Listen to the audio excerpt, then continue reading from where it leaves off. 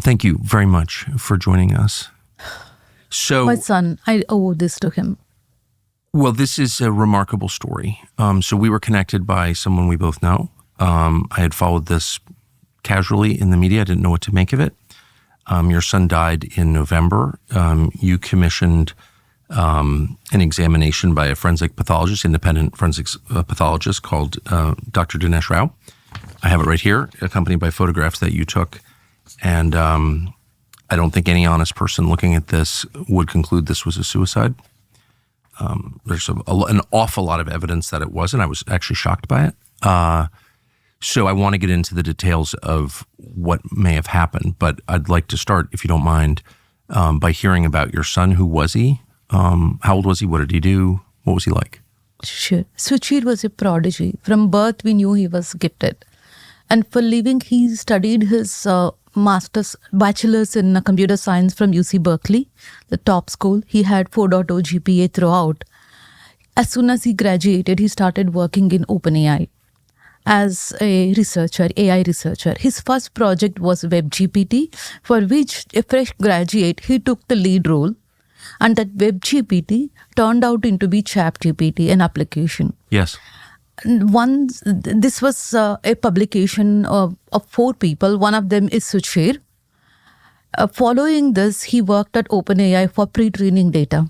That means he was scooping up all the internet data, feeding to ChatGPT's AI model. Following this, he worked which is the fuel that it runs on. It needs massive amounts of data in order to become what it is, right? That's the requirement. It's an AI model. And for the AI model, there need to be data fed. Yes. And this data is what everybody is saying is copyright data. Yes. That's what all the lawsuits are against. Yes. He was involved in fueling that data. He was directly involved in that part of the business. Yes. He knows inside out. Yes. Following that, he worked directly on the ChatGPT application team itself under John Schluman. In this team, he was vital. His former boss, John, claims that his role was vital in ChatGPT team, and he did some kind of tuning and optimization, made it very efficient. It's a significant contribution. But the irony is he was never acknowledged by OpenAI, and even after he left OpenAI, after his death also, no one has acknowledged him. Prior to joining OpenAI, he was so qualified. He was national champion in 2016 for Computing Olympiad. That means he was the top programmer of 2016. Following that, he took a gap year. At 17, he said he doesn't need a degree. Right after 12th, he said, I don't need a degree. I don't need to go to college. He took up a job in Quora as software engineer. He was hired with $25,000 sign-on bonus and a pay equivalent to a master's or a bachelor's holder. He worked there for a year and then he joined UC Berkeley after taking a gap year. It took a lot of effort on parents' end to persuade him to go back to college, for which he was grateful throughout. In UC Berkeley, he represented UC Berkeley for ACM ICPC Inter-College Programming Contest, the World Contest. He went to China along with his team. It was in 2017. 2018, he won $100,000 award for a TSA competition. This is for passenger screening algorithm, which TSA has implemented today. He was shining all throughout his life. Prior to this, at the age of 11, he got 680 in SAT. And then at 14, the paper he wrote makes me believe he's a prodigy. That science paper is about quantum computing, optimizing a CPU. And he talks about VLSI design that my friends claim they studied in their masters in electronics and communications. All these things make me believe he's a prodigy, and he's demonstrated he had exceptional abilities. And it sounds like he did. So it sounds like from reading about it that he ran into trouble only when he began to question whether or not the data that was being fed to OpenAI was copyrighted.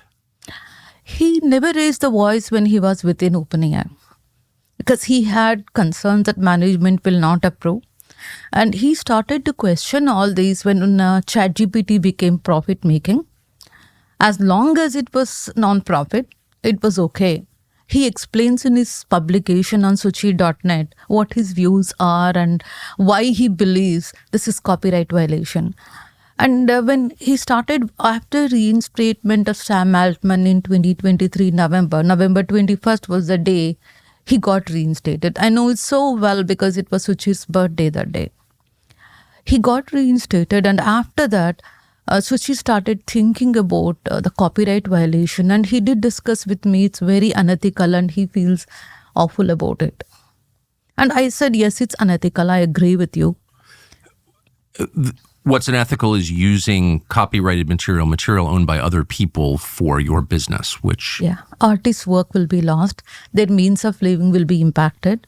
Yes. And also he did a research and he published like how the Stack Overflow and then few other like maybe Quora, few other websites, their traffic is reducing. And he also made a publication in which he explains that the answer given by ChatGPT versus the answer given by Stack Overflow, how unscientific and inaccurate the answer is. Interesting. Yeah. When did he leave OpenAI? He left in August. Of 2024? Yes. 3rd week of August. So recently. Very recently. When did he write his now famous paper about what the management of OpenAI was doing with copyrighted material? Next day, he already had made up his mind prior leaving OpenAI. In fact, in July, he discussed with his UC Berkeley colleague that he wanted to do a startup, and his friend expressed interest. His name is Tyler Zhu. And next day, after leaving OpenAI, he went on interview with Canadian news media. We didn't know anything about it. Yeah, we just found out, but based on his call logs, he spoke to someone for 40 minutes. After his passing, we called him and found out he was doing this. And it was next day after his last day at work. Who did he speak to? I'll get back to you on that. But he spoke to a reporter. Canadian news media that sued Canadian OpenAI. News media. Oh. Canadian news media that sued OpenAI. Interesting. On October 23rd, his interview was published in New York Times, where he makes a very, very open statement, and he calls OpenAI violates copyright data. On October 23rd, he was quoted in the New York Times saying that OpenAI violates copyright law. Yes. It's stealing other people's material. Yeah. Okay. And what day did he die? I'm sorry? And what day did he die? 22nd November, but we found the body on 26th November. So he was quoted saying that OpenAI was committing crimes, and a month later he was dead. That's not just it. On November 18th, New York Times named my son as custodian witness. Custodian witness is very, very important. He had the documents against OpenAI. That was on 18th. 22nd, he just came back from vacation from LA and Catalina Island the same night. They have attacked him and killed him. Tell us about what the New York Times wrote on November 18th. He had these documents. What were the documents? We need to get the documents from New York Times. It's a sealed document. It's not open for public. But we need to become like the estate administrator. My husband will be the estate administrator end of this month. Then we will go and acquire that data, what documents they were. At the moment, we don't have information. But you know, because you read it in the New York Times, that your son had given journalists papers that he says implicated OpenAI in crime. Yes. And also, on December 2nd, Suchir had an interview planned with Associated Press, Matt O'Brien. On December 2nd, Suchir did not attend. 3rd, they called on his phone. By then, we had his phone. My husband took phone call. And he found out that Suchir wanted to take legal action against OpenAI. He wanted to give the witness. By then, this news was not out yet that Suchir was a custodian witness, but we got it. Then all we did was hurrying up the second autopsy, private autopsy. Moment we heard that this was his initiative and he didn't make it to do that. So to bottom line it, it sounds like your son, who's your only child, by the way, and I'm really sorry about that. your son was in a position to really threaten OpenAI. Well, it's not, his intent was not to threaten. He just cared about people. He cared about humanity. He writes in his article in New York Times as well as a publication, he believes the way the AI is currently without any regulation is a harm to humanity. He stood up for a cause and he lost his life for a cause. He's a martyr. Obviously, he's a martyr. And then he never hesitated. He put his life at risk. So the official cause of death is suicide. You're his mother. Clearly, you spoke to him a lot.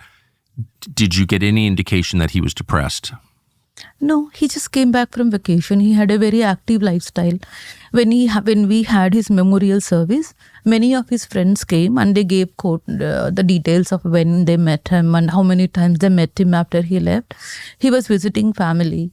We were going out for dinner, lunch. He was fine. And more than anything else, he had concrete career plans. Yes. And interviews scheduled, and he had things on his to-do list. Did he ever say to you that he felt his life was threatened? Was he worried? He had concrete plans. He wanted to do some work for humanity. That's the last day when we spoke. Last conversation with Suchir in person was that. He had a non-profit in mind. And he didn't want to take the salary for his work. He said, Mom, I have enough resources. I don't even need to get paid. I want to serve humanity. And he wanted to work in neuroscience and machine learning combination. Using that, I think I've seen on his desktop one of the project for future of doctor visit. Since we haven't unlocked his email and laptop yet, we have to discover that. But we know, he discussed with me, it's a 1-year plan. He said, give me a 1-year time. You'll know everything. Because did he ever talk to you about Sam Altman? Did you ever talk to your son about Sam Altman? No, we refused to. You refused to? We refused to talk to Sam Altman. But did your son ever talk to you about Sam Altman? Did he ever say anything about Sam Altman? Not to me, but to his friends a lot. When he was in Catalina Islands, he spoke a lot against him. He literally didn't like him. In fact, I've seen his chat log saying that he wanted to work with Annie Altman in her non-profit work. And that would be Sam's sister who was accused him of sexual abuse. Yes. Really? He wrote that down? Yes. So he knew what personality Sam Altman had. And his main concerns were the lies. The lies? Lies that Sam Altman used. The lies.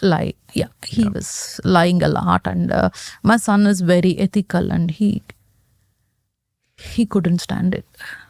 So if we could go to the timeline around your son's death. So he goes to Catalina Island with friends. Yes. To backpack, to camp? What was he doing? Backpacking, yes. November 16 to November 22nd. There were 5 guys who went and my son was one of them. All these are his middle school and high school classmates. Some of them are his best buddies. We spoke to every one of them when they came back and everyone gave an image like he is upbeat. He was very happy. He celebrated his 26th birthday on 21st November, the day before he died. What more do we need to give an account of his happy mood? Well, exactly. And if you at a certain age, you know people who've killed themselves, and typically, the suicide follows a morose period of isolation. The person's sitting alone in his apartment drinking. He died the night he came back from a camping trip with his high school and college friends. Yes. Yeah. Okay. Our attorney, he came to his apartment with us, and moment he inspected his apartment, he said he had fresh supplies ordered. He has so many packets unopened. This doesn't look suicidal at all. So, and the photographs that you took, which we'll get to in a minute, I just want to say, this is not the first time I've been contacted by a family saying, our child is ruled a suicide, but we think it was a murder. I mean, many people have claimed that. I've never seen anything like this before. This should, I think, again, to any fair person, suggest that he was murdered.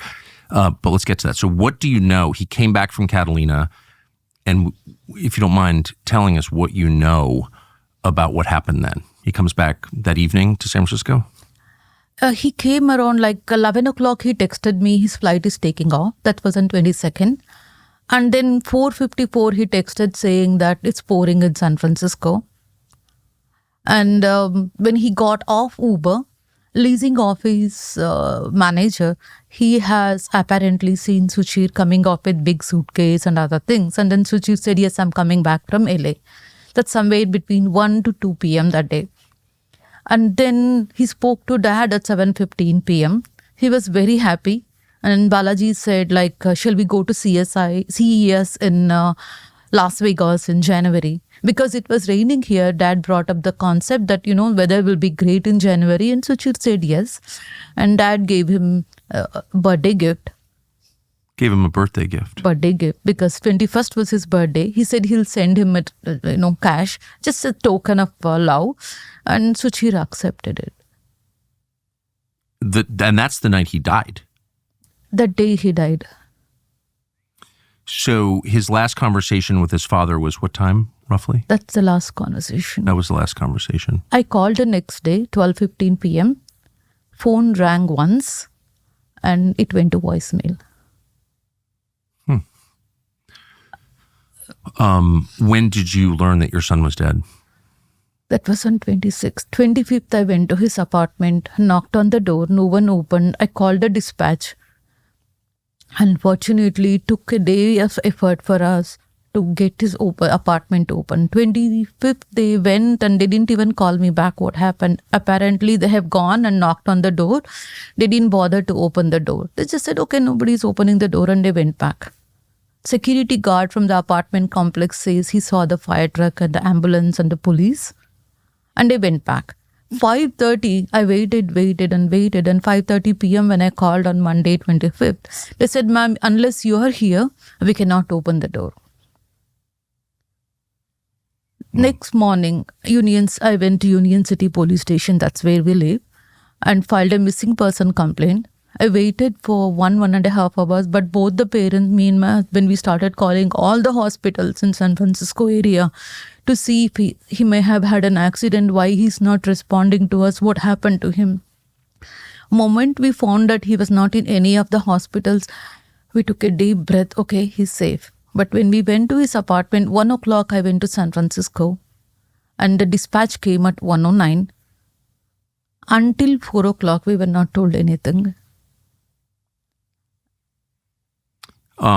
And then you got a call from the city?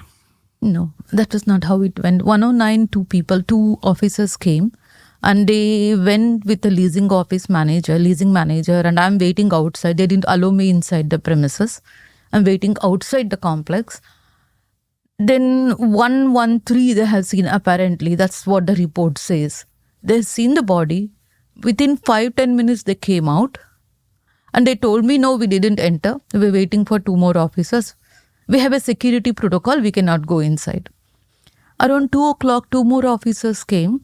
But they knew your son was dead and they lied to you? They didn't tell at that moment. 2 o'clock, they have a protocol. I don't blame them. 2 o'clock, 2 officers came. They went inside. 20 minutes, they came back and said, we're waiting for 2 more officers. We have security protocol. We can't go inside. And they said at 2 o'clock, they said, ma'am, you can go back home. We'll inform you in 5 to 6 hours. I said, I'm not going anywhere. They told me it's going to take some time for the next 2 officers to come. I said, let it be. Please give me the phone number. I'll contact them and find out if there's any way we can expedite it. My son's safety is in question. I cannot wait any longer.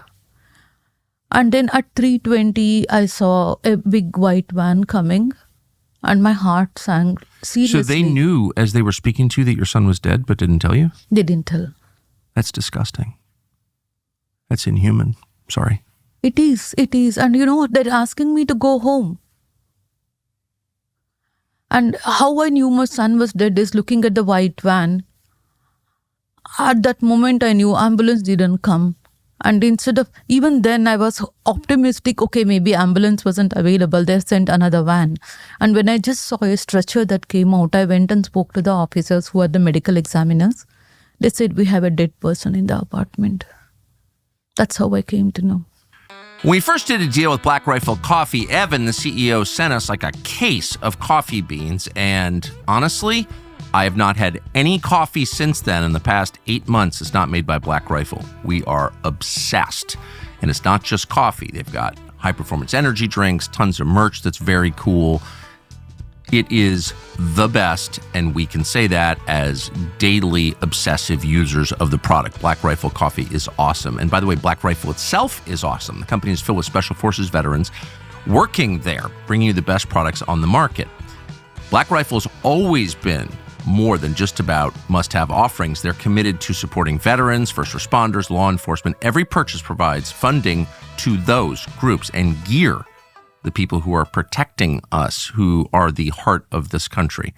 From premium coffee roasts, ready-to-drink cans, to American gear, every item designed to give you a sense of this country. Black Rifle Coffee, blackriflecoffee.com. Use the code Tucker for 30% off on your first order, or simply grab one of their items off your grocery shelves in your town. We drink it. We recommend it. I'm so sorry. That is really, I didn't know things like that happened. That is awful. It's a gated community. He had a gun with him to protect himself. What more can be expected in America than this? It's a very reputed apartment complex, not that it's cheap or something. They have 4 or 5 units, 4 or 5 buildings, I mean to say. Did the officers at the scene give you any indication of how they thought your son died? At 4 o'clock, they came to the leasing office, and the medical examiner said he shot himself. He killed himself. It's a suicide. At that moment, I raised to them, look, my son went into New York Times. He's a whistleblower, and his death doesn't look suicide to me. They just didn't want to listen. He bought a gun. It belongs to him. Nobody went into the complex. Nobody came out. He was all by himself. And it's a suicide. And how long it took, can you believe it? 40 minutes to investigate. 40 minutes to determine the date, cause of death. And at 4 o'clock, they give me the keys for the apartment and they say you can collect the body tomorrow.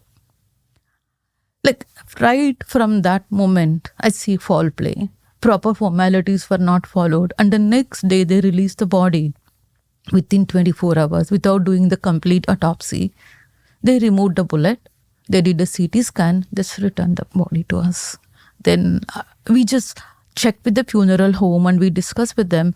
And then they also said, looks like, doesn't seem normal. There's something very unusual here. You should do a second private autopsy.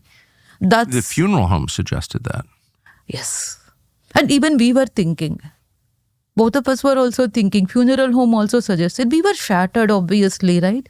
We were completely shattered. We just didn't know what's going on, and seeing our son like that, and they said his eyes are gone with the gun wound. Don't see his face. We couldn't see him. But the fact that the funeral home, which of course sees dead bodies every day, said to you, this doesn't look right, doesn't look like a suicide, we recommend that you get a second autopsy, a real autopsy. That's amazing.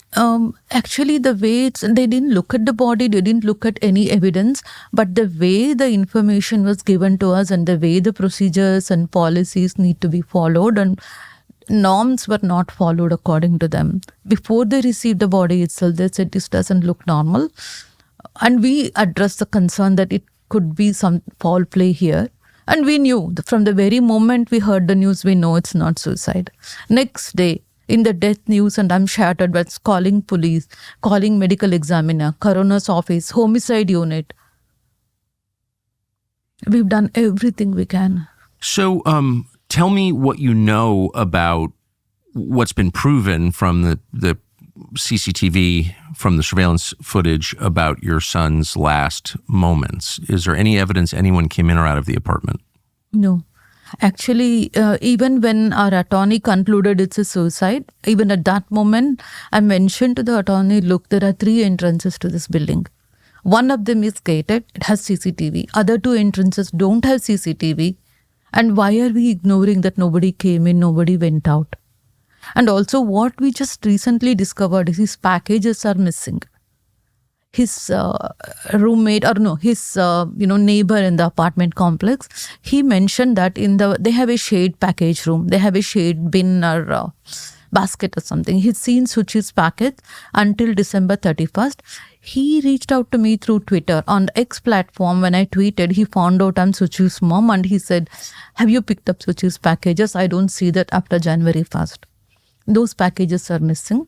When we talked to that neighbor, he said like it's very common that packages get lost. In September, they received a notification that if you see so-and-so man, then let us know. And that tells us a lot about the security. And, like there's a compromise of key, there's a compromise of entrance. All of these need to be investigated, obviously, when there is a murder. So let's get to the reason that I am anxious to do this interview, which is this report that you commissioned, Dr. Dinesh Rao, and it contains his analysis of the condition of your son's body based on an autopsy, I believe, and it critically contains 7 crime scene photographs that you took in your son's apartment. Is that correct? That's right. There are 7 evidences that were very critical, which has not been picked up by the authorities. Within 40 minutes, they concluded they haven't even picked up critical things like a bag with blood that has my son's saliva in it. They haven't picked that up. And how could they miss hairs falling all over from the wig? Right. So that's what I want to get to. So the 2 things that jump out to me, the first thing that jumps out, and it's very obvious from the photographs that you took, is that there's blood all over the apartment. So the official explanation is that your son shot him, and I'm sorry I know this is hard, but I think it's important to go through this. The official explanation is your son shot himself once in the head, and the bullet entered the brainstem and extinguished life immediately. Can I say something there? Yes. It didn't touch his brainstem at all. Oh. It didn't even touch his brain, and the angle is downwards. Yes. Well, I'm saying the official explanation is he shot himself once in the head, he died. Yes. But these photographs show that that's not at all what happened, because there's blood all over the apartment. There's blood on the door, on the floor, in the bathroom. There's blood everywhere. So that right there, just employing common sense, tells you that that the person from whom that blood came, your son, presumably, did not have a fatal brain injury, at least when he was bleeding. I mean, something was going on in the apartment, yes. Right? The second thing that jumps out is that there is a tuft of hair that's yes. not hair. It's from a wig. It's from a wig. And there's a clip scene. It's okay. So tell us what that is for people who don't know. It's a part of a clip-in wig. Like there's some kind of plastic band or something that fits the wig on the head. We can see that coming out behind the door. Yes. And that's obvious evidence that no crime scene investigators or police can miss.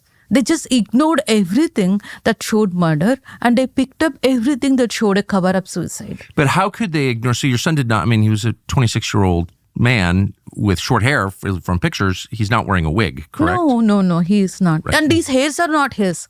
This investigator's analysis looked at the hair from the autopsy pictures, that my son's hair, and this hair, this is not his hair. And the portion of the wig, the clip-in wig, has blood on it. Yes. Okay. So as a non-forensic investigator myself, I look at that and I'm saying where did this come from? And there's blood all over the apartment. Right there, I would say this is, maybe it's a suicide, but you're going to have to tell me how, because that, what is that? It's not a suicide. It's a homicide, obviously. We have enough reasons to believe that. One is coming from the private autopsy. It's not a suicidal angle at all. So you said that, and let me let you explain. It's not a suicidal angle. So you had the crime scene. Your son's body was taken away. It was evaluated in some way by the authorities. They say this is a suicide. You have a real autopsy done by Professor Rao, and he says, what about the bullet angle? Will you explain that? The autopsy was done by Dr. Joseph Cohen. Okay. And he says 2 things. One of them is the bullet angle is going downward, about 30 to 45 degrees downward. It's been shot here. It's missed the brain. Second thing is there's a head injury on the left side of the head. In fact, I spoke to medical examiner's office, executive director. I told him there's a head injury, there's sign of struggle in the bathroom. He just declared that I'm the decision-making authority of state of California. I decide the cause of death. And when I brought up we'll have federal investigation, there was a momentary setback in his voice on the phone, but still they're holding on to suicide.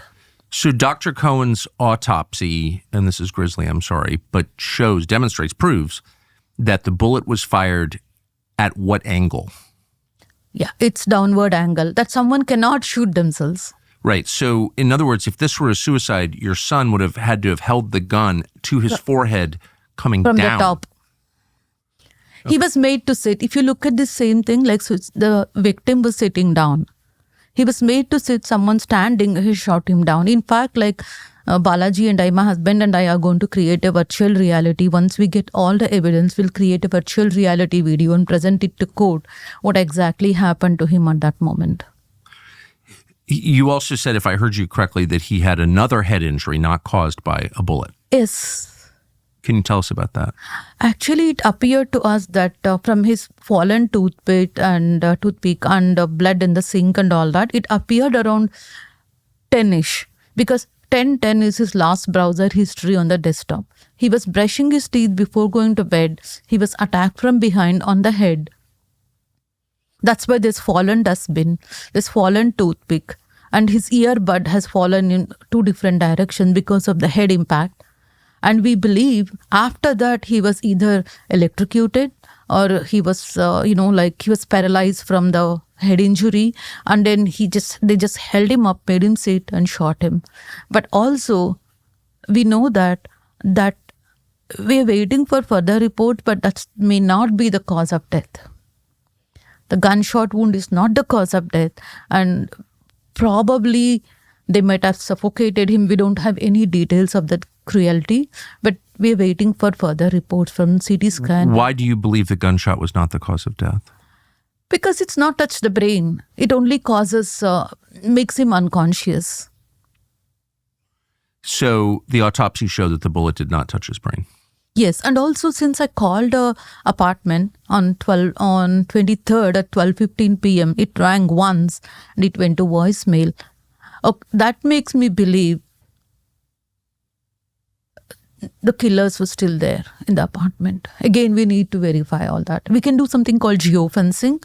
Through that, we can figure out who was there, who was visiting that complex, and all that information. That's exactly why we need thorough investigation. You certainly do. You said your son's last browser record is from 10 p.m.-ish? 10 p.m. And what was he looking at? Do you know? I think he was looking at a black cat or something. Because last time when Suchir and I met, a cat was going in front of me. And then I told him it's a superstition. And then he was looking at neuroscience topics. And he logged into a website for the startup or something like that. He logged into a website and he was doing some research. So he wasn't looking up, how do I kill myself? Oh, no, that's the first thing that we look for, actually. Of course. I mean, killing yourself is a profound decision. People, there are signs. And can I say something? Yes. It doesn't add up. If he's so brave to go to news media, to be a witness, he's so courageous. How does someone so courageous do a cowardly act? It doesn't add up at all. What doesn't add up is there's blood all over the apartment, and there's a piece of a wig on the ground covered in blood. That's not his wig. And, you don't need to be a detective to imagine that if someone's going to commit a murder, he might be wearing a wig as he goes into the apartment. So that right there, considering your son didn't wear a wig as a 26-year-old male, hairs were not his. That's also another thing. What weren't his? Those hairs were not his hair. We have the picture of his hairs. His hair is fallen down in the bathroom sink. That is different from the wig in the hair in the wig. His original hair have been found on the floor. They might have strangled him by his hair or something. His hair has fallen down. That hair versus the wig hair are different. Did anybody hear anything in the apartment? Did anyone hear the gunshot? No. No one heard anything? No one heard anything. And 2 entrances into the complex have no surveillance cameras? Yes. Wow. It makes the hair on your arms go up. Yeah, it's a lot. Yeah. Again, I've been involved in many stories like this, more than 5, and I've never seen one like this. This brutal. Oh, it's unbelievable. So what's unbelievable is it's so obviously not a clean-cut story. I mean, you wouldn't walk into an apartment with blood splattered everywhere and see a man on the floor with a gun in his hand and say, oh, it was a suicide. Well, how did the blood get in the bathroom? He shot himself in the head. Like, that doesn't even make sense. It was a cover-up, right? So Well, they it picked sounds up like what they one. want to pick up. We don't know if they have been instructed to do this beforehand. So, okay, thank you for describing all of that. And I'm sorry, I know it's awful. Yeah. But tell me how the authorities responded, if you don't mind. Authorities have been very indifferent. In fact, we hired an attorney, a senior attorney. He wrote to chief of police, city administrator, chief medical examiner, executive director of medical examiner. He wrote very clearly couple of points. One of them is he was not suicidal. Before making a decision of suicide, they need to take his mental state into account. Yes. He has happy pictures. They shared the pictures. He just came back and he said, talk to 4 of his friends who accompanied him. And he also said the autopsy information in that letter. The autopsy report says that this is the angle of gunshot. It doesn't look suicide at all. A doctor described this as atypical, abnormal, worrisome angle. We wrote all of this to them. We just had them to reconsider it and do the investigation. Chief of police apparently has agreed to do investigation, but medical examiner stopped it. He said, no, this is suicide. And the attorney came back and said what they said was, oh yeah, the angle looks different. So what? It's a suicide. A man shooting himself in the forehead from a downward angle. Yeah, okay. I'm not even sure if that's possible, but... we are going to demonstrate that. We just ordered a dummy gun. We're going to create a dummy of his size and we're going to demonstrate using the VR or using the video. We're going to demonstrate to people it's not possible. Who is the medical examiner who refuses to reconsider a pretty obviously silly explanation for this? His name is David Hellman. David Hellman Yes. is the San Francisco medical examiner. But he has been covered by David Sewell, who's the executive director. Every time we call, it's him. And even the news report is given by David Sewell. There's no David foul play, Sewell. they say. And who is David Sewell? He's the executive director of medical examiner's office. He is the one who's holding on to suicide despite of seeing all the evidences. He wants to declare it only suicide, nothing else. What does he make of the bloody wig and the blood splattered in the bathroom when your son was not found in the bathroom? Like, how does he explain that? He didn't want to listen to it. He didn't want to pay attention to any of the things that we were saying. And you know the worst struggle here is the first attorney, he was reluctant to help us. When he said when medical examiner's office said suicide, he didn't want to fight because they have been threatened, obviously. Then we hired a second attorney. He got a crime scene investigator. And our attorney said, we'll give you explanation of every blood mark. And he came back this Monday and he gave explanation. And none of that explanation he gave corroborates to what happened in the apartment based on what we see. That means even the crime scene investigator was bought. He gave inaccurate results. If both the attorneys are like this, then where do we go? We definitely need some serious help here from the authorities. Okay, so the authorities would begin with the mayor of San Francisco. Mayor of San Francisco. Actually, Sam Altman is on the transition committee for the new governor. He's a The new mayor. friend of... The new mayor. Sam Altman's a friend of the new mayor. Yes. Okay. So let's move up. Then you go to the governor of California, Gavin Newsom. We're trying to. We are first trying to meet the district attorney of San Francisco, DA of San Francisco. We probably are going to get an appointment sometime next week or later this week. It's mid-January. Your son was killed in November. We have not been getting any appointment. We wrote to everyone. We wrote to Rob Bonta. We wrote to DA. Like, we didn't get any appointment from any of them. 5 weeks were wasted by our first attorney. He does nothing. He just keeps prolonging. Yeah. He wasted 5 weeks. Then we hired a second attorney. It's been almost 2 weeks since we hired. But now, like, We just didn't trust any of these people. We got a report from someone else. And now we're coming to media because these people, like neither the authorities nor the attorneys are helping us.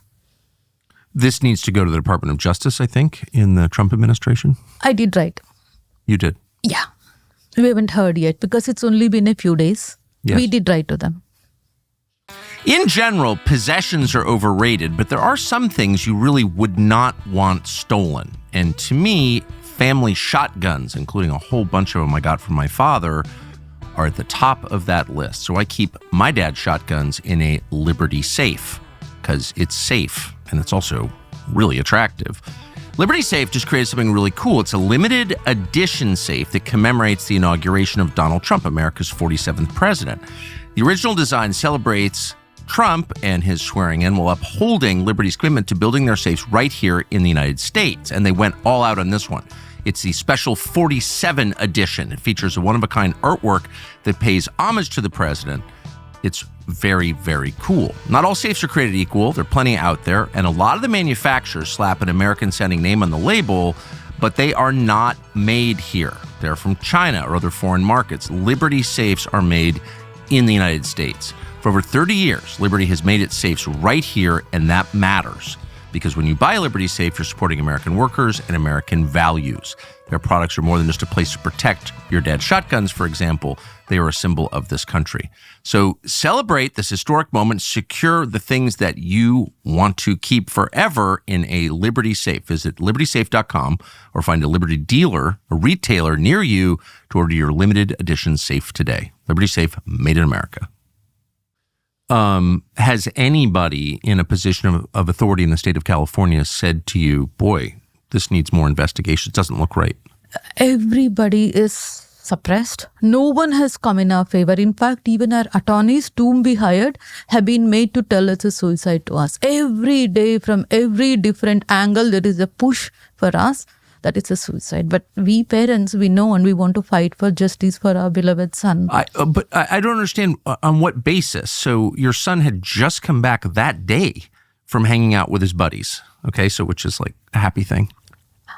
It's no evidence that he was suicidal whatsoever, and tons of forensic evidence that he was murdered. So on what grounds are they saying it's very likely he killed himself? Okay, that's because of the cover-up. Remember, like there was a gun near him. He owned a gun and they put a shell casing and 4 bullets near it. They made it look like it. So there are both the evidences, right, for the medical examiner to pick up. He picked up the one that looks suicidal. He ignored the one that looks like homicide. That's what it is. So now to Sam Altman. What contact with Sam Altman have you had since your son died? We contacted HR for 401k plan details. Until then, no one from OpenAI ever contacted us. They gave the PR report that they're supporting the family. How? Suchir had obviously put parents in his emergency contact, right? They got the death news on December 13th. They made no attempt to contact us. And when we reached out to HR, Sam Altman said he wants to talk to us. By then, we already knew Suchir was, his presence or his living would have been a threat to AI industry in general. I wouldn't want to name one company, but eventually it's going to expose everything, right? So we didn't want to talk to Sam Altman. And then they said we provide employee assistance program. Though he was a former employee, we said we have medical insurance, we don't need it. Then they pushed us saying, we want to get you on a Zoom call ASAP to go over his stock options. Then our response to that is, why are you in a hurry? We are not. We've lost our son. We're grieving. Money is not important to us. Please talk to a probate attorney. And we had a probate attorney talk to the HR. This is our only... They wanted to talk about his stock options? Yeah, that's why they wanted to get us on a Zoom call. Do you think, do you believe, you can't know, I guess, but do you think that Sam Altman was involved in your son's death? We don't know. We need to investigate it. We can't, we can't say anything at this time. But one thing I know for sure is if he was deposed, there are few organizations who could have been impacted. For that matter, like there are a lot of AI companies which violate copyright law. And we don't know what OpenAI wanted to hide when my son deposed. what was the wrongdoing that he would have brought up, not just the copyright law. That's exactly we need FBI to investigate thoroughly. Was there any criminal activity? Was there any illegal activity? We don't know, right? Why? Why would they silence him? What would he have spoken? If it's just the copyright law, do you think these big organizations like Microsoft and OpenAI care? No. They don't care about it, right? Because they have money and power. What else was involved in the deposition, in the testimony that took my son's life? We need thorough investigation. So you haven't seen those documents. You don't know. Okay, there are two things here. One is the custodial documentation, right? The second thing is his own statement. His own statement, we heard from few former employees of OpenAI. There are certain wrongdoings there. Like what? We can't say something that someone shared, right? So I would want to keep it more, just overview, that something like that. So that is the reason they're hiding. And you know what? If we come and tell openly, our life could be at risk. But we are taking the risk and coming out and telling publicly. That's the reason our son was killed. Because he knew something that was going on. Keeping in mind, he was feeding the data, right? Pre-training data. So to be clear, you think this is not simply about OpenAI stealing, copyrighted material. There's more than that. More than that, 100% sure. Because copyright data, obviously, my friends and I were all talking. These companies, they get many lawsuits like this, right? Sure. Do they really care about it? No. What is the kind of thing they do care about? What kind of crimes do you think they would kill someone over? Stealing some data that against that could cause a violation. Possibly they might be stealing some data from the U.S. government, from other government, something like that. Maybe government is involved. We don't know. We're speculating. It's just a remarkable story. Do you think that we will find out? Like, how will the rest of us find out what your son testified to? That's exactly why we call out to President Trump to do a thorough investigation. We want a FBI director to be assigned to investigate this. This is not just about copyright. This is about a lot of other things that are going on that could cause harm to society potentially, not just my son's death. There's something harmful that need to be evaluated and thoroughly investigated. That's exactly why they're covering up a suicide. Why do you think medical examiners, the executive director would come and tell? Why do you think nobody gives us appointment? Because there's some kind of foul play and there's strong power behind medical examiner. So you're saying that AI itself poses a threat to the world and that your son understood this? Yes, he understood it, but he was keeping in mind that's one aspect. The other aspect is he knew everything OpenAI does. Yes. And he might have actually felt overwhelmed by what kind of activity he got involved in. And we know that he spoke to a copyright attorney, which is again a cover-up, we suspect. And what Matthew Butterick told us on November 29th is, yes, I met with your son. He's a very brave man. Suchir told us what OpenAI did to him. He didn't say anything beyond that. That day he said, I live in San Francisco, LA. I come to San Francisco quite a few times and I'm going to talk to you next time when I come. And then he's been silenced. He's not telling us anything. We had our attorney call. Even then, apparently, he did not say. So if we depose him, he's going to spill out everything. And also, we suspect he's Sam Altman's friend and he's played against our son and has indirect involvement. We don't know. Wow.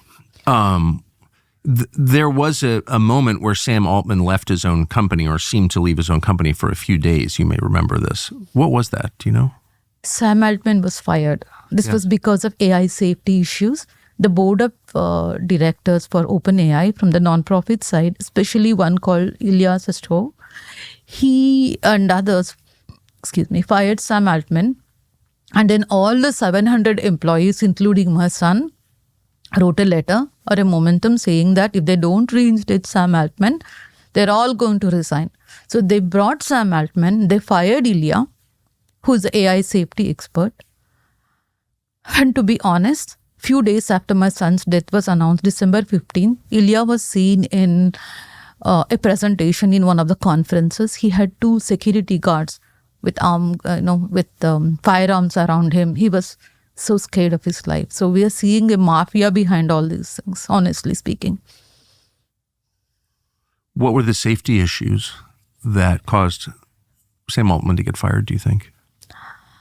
We don't know if it's safety issue or whatever. We don't have the details of it. Even my son doesn't know any of these things. In fact, he supported Sam Altman's reinstatement. Yes, you said that. Yeah. Like a lot of AI safety people have been leaving OpenAI. If you notice, their CTO Mira, I don't know her last name. Their CTO also resigned. Many people have been leaving OpenAI, not just the researchers. Why? That's exactly, I want to know why. There's so many people to leave. Obviously, there is something, right, that they're not happy about, right? Only person who spoke against them was my son. Rest of them just quietly walked away. My son, he couldn't take it. He felt like, he need to stand up and tell the truth so some harm can be prevented. We need to investigate all this seriously. Did your son ever mention, during that period when Sam Altman left, that very brief period, there was a report in the news media that said within OpenAI, AI itself was being worshipped like a god? Did he ever mention anything about that? He didn't. Suchir didn't mention. And do you have any sense of what these harms are? I mean, clearly people are afraid of what AI can do, not just by eliminating jobs, which is enough to worry about, but there are other things that people are very concerned about. Do you know what they are? They are in my son's publication. Some of them he's covered. One of them is like less traffic means the loss of jobs. That was one of his concerns. I'm proud of him for bringing that up. Yes. He gave the graphical representation of how the traffic is reduced to Stack Overflow and fewer websites that are a means of living for people. That will be taken away. That's his concern. And also the accuracy, as I mentioned earlier in the interview, the accuracy of data. And also he says something called like the modulation index or something, 0.5 versus 1.0. He tells in his article, if it's 0.5, the data in and data out are not the same. If it's 1, data in and data out are same. Most companies, including OpenAI, use 0.5. That means the data accuracy is not maintained. That is his biggest concern. He being kind of like an architect inside, he knows in and out of ChatGPT. What happens next?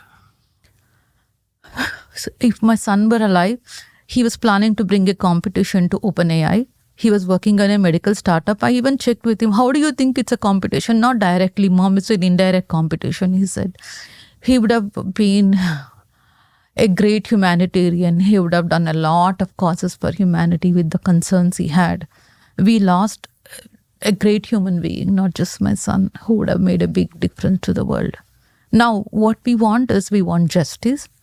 We want death sentence to the one who killed my son, as well as the imprisonment for people who are behind it. We don't know who it is, but we want to know. And we want to know what my son stood against and take actions, at least in honor of him, at least do something that he stood for and, let his soul be at peace.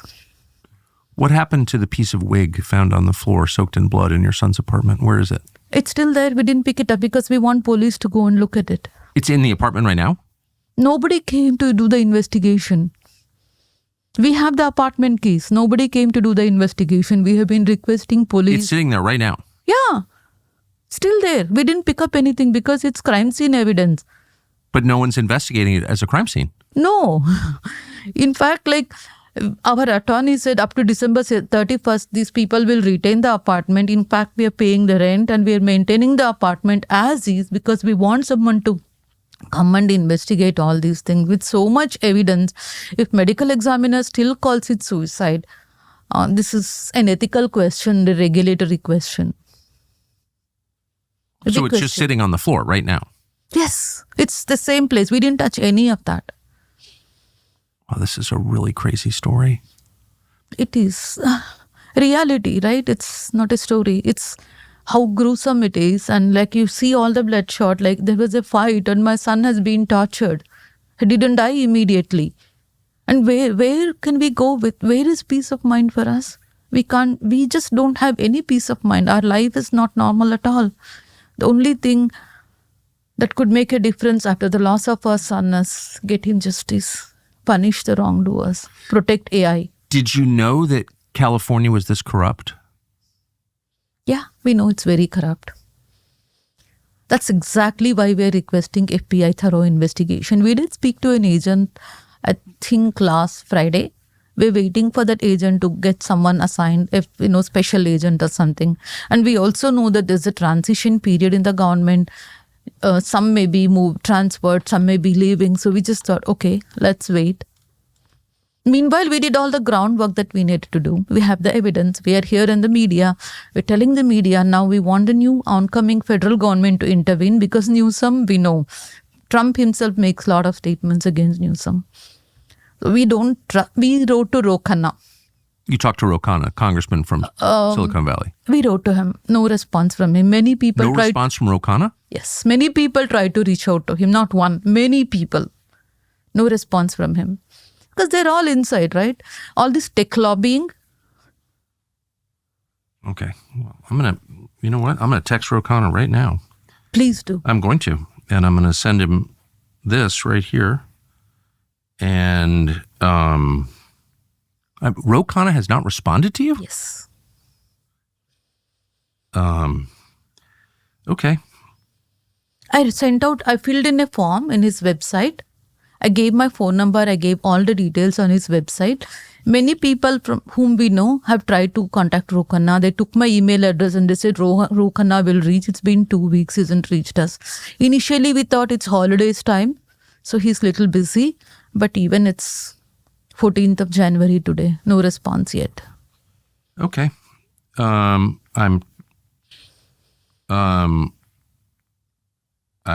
just texted him right now. And I just sent him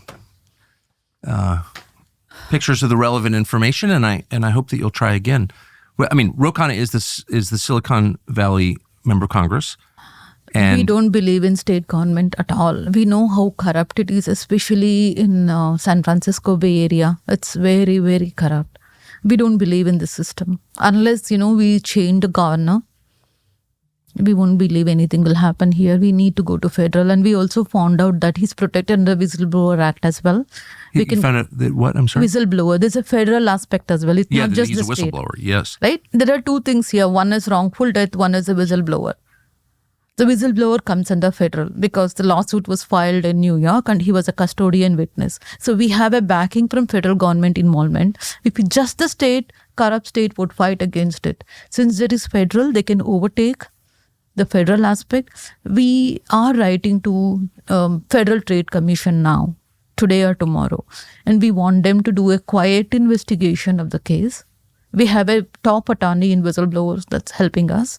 Pro bono means contingency basis. We will work with him and bring the truth out. I mean, your son was born in this country. You can't murder American citizens because they're standing in the way of your business. That is not allowed in this country. You can't do that. Imagine we are immigrants here and we came here, we raised our son, we were so proud of him. We don't expect this to happen in this country, in America. No, that's right. We don't expect this to happen. Like, sense of security has been lost for me ever since. Do you worry about your safety? Potentially, now that we've gone so public, they may not target us. Yes. But there might be some kind of, threat in terms of accidents or something like that can potentially, indirectly, they could harm us, that they cannot be caught. We suspect that. And I don't go out alone anywhere because I'm more vocal. So I don't go out alone for walk or anywhere. I always take my husband along, and we make sure if we go somewhere, we inform our friends where we are. We just keep letting people know. In fact, I don't want my family from India to visit me because it's a big risk for them. Has the New York Times called you to do this story? We called New York Times 2 days after we got his body, and we told, I think his name was, I don't remember his name. So we told him many times, They haven't even interviewed. They ignored it completely. And he said he'll get back. He will say, he'll let us know what he can do. And he doesn't even take our call. What about the television networks, CNN, NBC, Fox? Is anyone? Nobody. ABC just relayed the candlelight vigil that we had for Suchir and Milpitas. 1.5 minutes they relayed of the vigil information, ABC News. Local. Now that we just received this evidence today morning, we probably might reach out to some of the news media.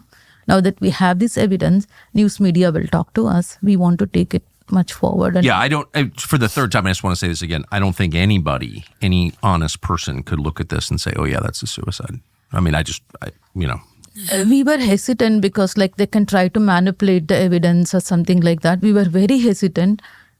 They can even attack the apartment, remove everything, clean up, some things, crazy things, they might cause a fire and then let the, water sprinklers go on and it will destroy the evidence or something, right? That's why we were very quiet. We didn't go to media until we got this authoritative report.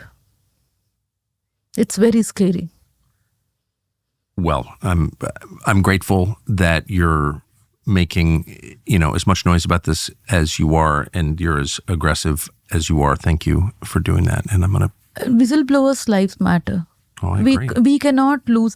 Honestly, I was talking to my son. I expressed concerns about his whistleblower activity. But what I was thinking was he won't get another job because he's going against employer. Right. He kept assuring me he has his own startup plans.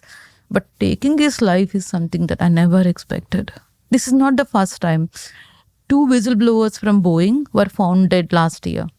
One of them exactly same way. Another one died in the hospital. They drugged him. This is America. Yeah. Thank you for this. We need to protect them. Most whistleblowers, we were talking to the whistleblower attorneys, most of them, they don't even know there is support. There's not enough awareness. Going forward, we want to create awareness and help others. Then not just that, there should be some kind of regulation, protection. And I'm sure we are going to talk to New York Times at some point of time and said, how did you put his life at risk? If he was a custodian witness, why didn't you give him protection? Why was he left alone? Right? What kind of protection did he have for speaking truth? Costing his life? Well, I think most Americans, like you, would not even consider the possibility you'd be murdered over something like this. The penalty you would assume would be, having trouble getting another job, but getting killed in your apartment. And your son, I know I've asked you, so I want to make totally clear, he never mentioned being followed or feeling threatened or anything like that. Actually, I do have some observation. After New York Times article came, he didn't want us to visit. He would come home and avoid me going there. And he would also come during the weekday, not the weekend. I want to investigate why. Was he already under some kind of someone was following him or something? I was about to demand him an answer, but he's no more. Slowly, with an adult son, how much can we push him each time he visits? I just made sure he's eating well and he's healthy and he has strong plans, he has hobbies, all of those things. But this kind of information, why are you coming in the weekdays? I didn't get a chance to push him. He was going to come for Thanksgiving and that's when I would question him. I thought he wasn't even alive till then. We didn't have enough time. Thank you for telling us this story. Thank you for hosting us. We want Americans to know what happened and why has this been covered by news media? Why no one is talking about it? Why they want to repeat like parrots what medical examiner is saying? Why they don't want to stand up for truth? Why? Are we so sold out for this tech lobbying? Is there any regulation on the amount of money they can spend for lobbying? Right? It's indirect bribe, right? So they're all sold out. Can't we do anything? I'm an American citizen too. And this is totally disappointing. A reporter came home, he took the pictures, he wrote the article, and when I mentioned OpenAI's name, there was so much fear in him. He was scared. So the tech companies, they're controlling and they're turning out to be mafia, controlling the government, controlling the news media. What more harm do we want from them? Do we public, do we need to live in safety or do we need to live in fear? What are we doing? Why are we quiet now? Now that an innocent life is gone, we're seeing so much going on. Why are we quiet? Why can't we start Justice for Suchir movement? Why can't we do rallies? Why can't we go on a non-stoppable movement until we get the justice, until we get the punishment? I'm calling out to all Americans to stand with me. We want to do rallies all over America. We want to do vigil all over America. And we want to enforce FBI investigation and punish the culprit. I hope this helps. So it turns out that YouTube is suppressing this show. On one level, that's not surprising. That's what they do. But on another level, it's shocking. With everything that's going on in the world right now, all the change taking place in our economy and our politics, with the wars we're on the cusp of fighting right now, Google has decided you should have less information rather than more. And that is totally wrong. It's immoral. What can you do about it? Well, we could whine about it. That's a waste of time. We're not in charge of Google. Or we could find a way around it, a way that you could actually get information that is true, not intentionally deceptive. The way to do that on YouTube, we think, is to subscribe to our channel. Subscribe. Hit the little bell icon to be notified when we upload and share this video. That way you'll have a much higher chance of hearing actual news and information. So we hope that you'll do that.